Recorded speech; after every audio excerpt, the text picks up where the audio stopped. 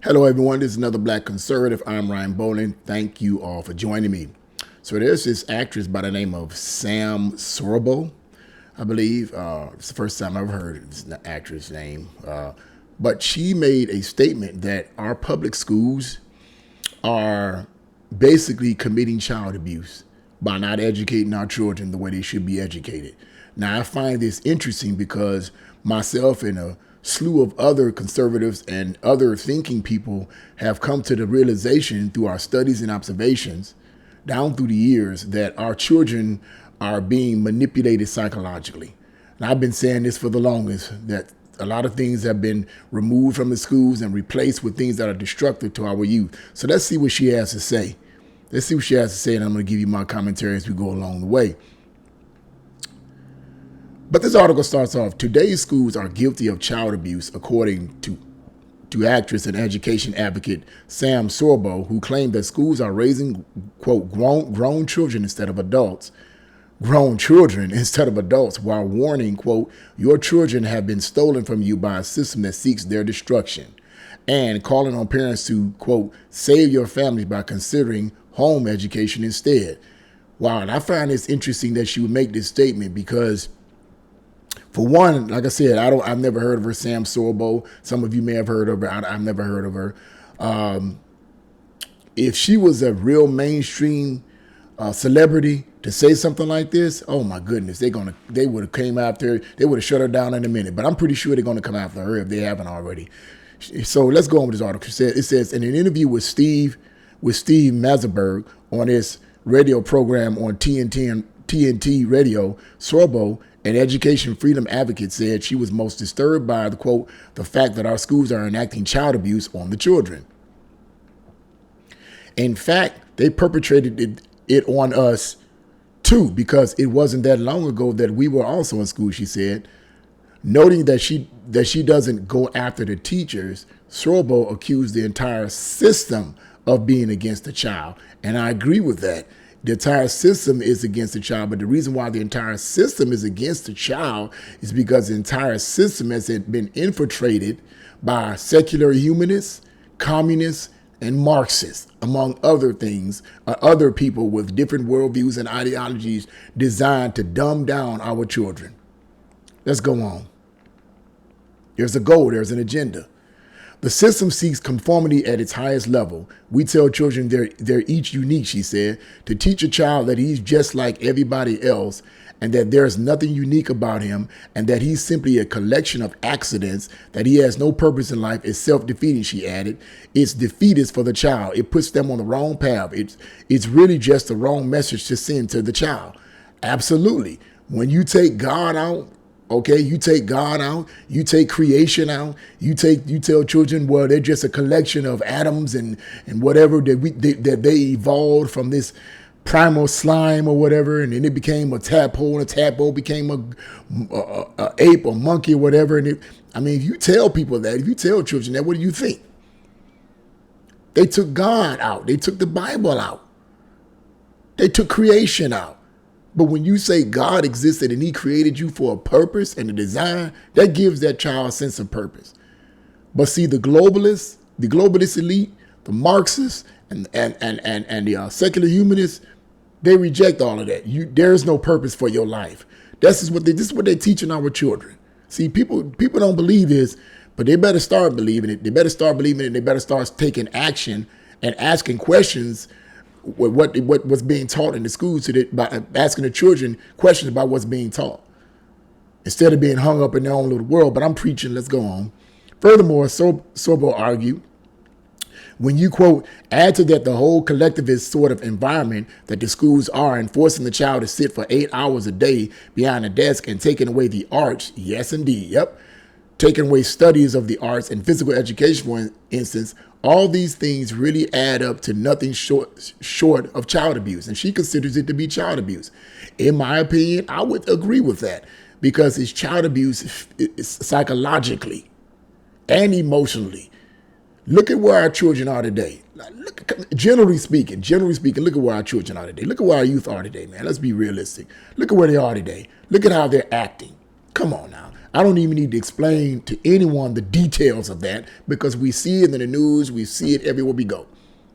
And it's a reflection in part with what they're being taught in school. It's also a reflection of what they should be taught at home but are not being taught in some homes.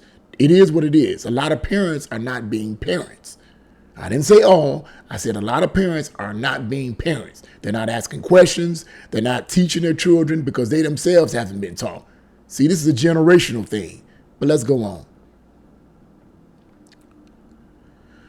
And now, of course, we're seeing what's happening kind of behind closed doors, the things that we weren't even really privy to, she added. She also deemed the practice of teaching young women, this is the part I got, that's so true, women to have as much sex as possible and, quote, simply get an abortion after becoming pregnant, a form of child abuse. That's it. Tell these young girls, and men, just keep having sex, have sex, have sex, have sex. There's nothing wrong with premarital sex. It's all good. It's all a part of your natural evolutionary stage. You know, go ahead and just lay with anybody. You get pregnant, no big deal. Have an abortion. It's really hard not to see something like that as being totally immoral. It's really hard not to see that as being totally immoral. But they're twisting the minds of our youth. She goes on to say, I don't think that this is responsible. I don't think that is responsible towards the individual person because I know too many women who have had abortions who live to regret it, she said. And they made the decision when they were too young and they were being influenced by people who didn't have their best interests at heart. That's true. When you're young, you know, when you're young, your hormones are all over the place. You have to be taught. You have to be taught, bottom line. Unfortunately, she says, I would say that the whole system does not have the interest of the child at heart, she added. The whole system serves itself. It has itself at heart. It wants money and it sees every child as a paycheck. And it's interesting how she puts the system as a thing. It. But I'm gonna be honest with you, and I kind of understand why she's doing that. She doesn't want to name any particular people, or she doesn't want to pinpoint it to any one particular political party. So she calls the system, she calls it it. But here's the reality: the system is made up of people. It's people who create the policies and the ordinance and the guidelines that dictate the course of the school system. It's people that do that. Okay. It started in part with a man by the name of John Dewey way back in the 1930s. And John Dewey, look it up, was considered to be the father of progressive education. Well, because without going into too much detail, how progressive has that education been for us?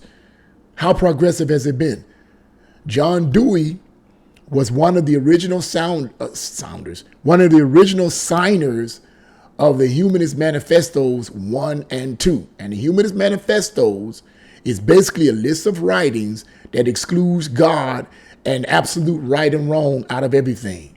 Secular humanists don't believe in absolute right and absolute wrong. Secular humanists believe in what is oftentimes known as moral relativism. Secular humanism is a soft variant form of communism. But I ain't going to get into all the detail there. Let's continue on with this. A lot more to it than what people think. Let's see. I want to read something else that she has to say here that I think is very, very interesting. Here's one particular portion that I wanted to read here. She also explained that if one tells a child that he's, quote, educated while failing to educate him, you've just created a monster. Absolutely. I think this is more headed towards a totalitarianism wherein pedophilia is either lauded or uprated, she said. But it can go either way, you see, because what happens is under totalitarianism, the mantra of the day becomes anathema the following day, she added. And it can flip on a dime and everybody lives in fear because they think that they're towing the line, but then the line is moved and they are left out in the cold. I'm going to end the article there. You can read the rest of that article on your own free time. But she's exactly right when she says that, because the Frankfurt School of Marxism that infiltrated this country in the 1930s, when the Frankfurt School Marxist professors infiltrated America in the 1930s from Frankfurt, Germany, they had certain goals. And And certain institutions, they infiltrated in order to push their goals. And one of those institutions was the school system. What better institution to infiltrate and get into the minds of the youth? What better way to do that than the school system? And they did exactly that. And they created the concept, the Frankfurt School of Marxism created the concept of political correctness and hate speech. That concept comes from the Frankfurt School of Marxism. Hate speech is just a term used to basically silence the mouths of all people who dissent or disagree with the Marxist, communist, socialist agenda. There's no real such thing as hate speech. What the heck is hate speech? What is that? What is hate speech? I mean, if you call somebody ugly or you call somebody a name, one could argue that's hate speech. Okay, yeah. But the old saying that came out like 1,000 years ago, I'm being sarcastic, sticks and stones may break my bones, but names will never hurt me. Now, people may argue, well, names can hurt people. Names can really hurt people. You call people certain names, stuff like that can hurt people. But usually names hurt people because people have been so weakened psychologically and don't know who they are that names can hurt them. But many, many decades ago, blacks were called the N-word all the time. Blacks were belittled all the time. But for the most part, blacks did not allow names to hurt them. They became great doctors, lawyers, entrepreneurs, you name it. They became that, even though they were called all kinds of N-words, coons, and everything else they were called. They didn't let names stop them from pursuing their dreams. Today, you call somebody the wrong name, it's politically incorrect. It's hate speech. Or if you say something that is true, factually true, oh, that's hate speech. You see where I'm going? Really? Is it really hate speech? Or is it truth that the person just doesn't want to hear? And when you speak that truth, they become under conviction. That's what I believe it is. It's truth, it's fact, but it bothers this individual because they're being convicted of it and they don't want to hear it. So they try to say, oh, that's hate speech. That's a bunch of nonsense. And it was created by the Frankfurt School of Marxism. It was brought into this country just to silence the mouths of all dissenters. It is what it is, folks. But to sum this up, she believes that the children should be homeschooled. That's another story in of itself. I mean, you could homeschool your child, but that takes a lot of effort because you got to know certain things, and a lot of people just don't know. But it is what it is, More and more parents, I agree with this lady here. I agree with 90-something% of what she is saying. I agree with this actress. More and more parents need to get involved. More and more parents, I do believe, needs to ask questions. I say this all in my videos. I ask my son questions all the time. He doesn't live with me. He lives with his mom. But I ask him questions all the time about what he learned in school, what he learned, and when I ask him, what did you learn in math? What did you learn in history? What did you learn in science? If he gives me some crazy answer like, well, I don't remember, then I'm like, wait a minute, what do you mean you don't remember? I ain't raising no crazy kids. You're going to know what you need to know scientifically and math and everything. And let me tell you something, I hated math. I wasn't really into it, but I guarantee you, if I look at some of the math problems that they have here, I bet you I can figure it out. Bet you I could, because they're not educating our children.